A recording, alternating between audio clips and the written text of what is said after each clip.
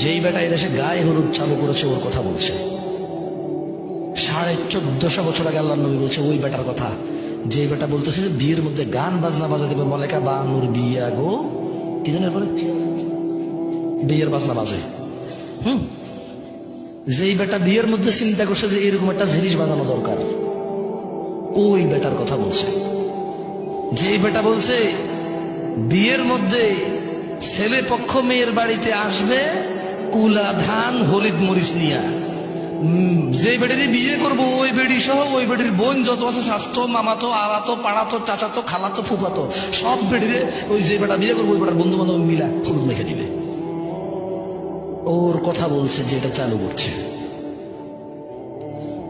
ওর কথা বলতেছে যে বলেছে রেস্টুরেন্টে গান বাজাইতে হবে তাইলে কাস্টমার টিকে থাকবে।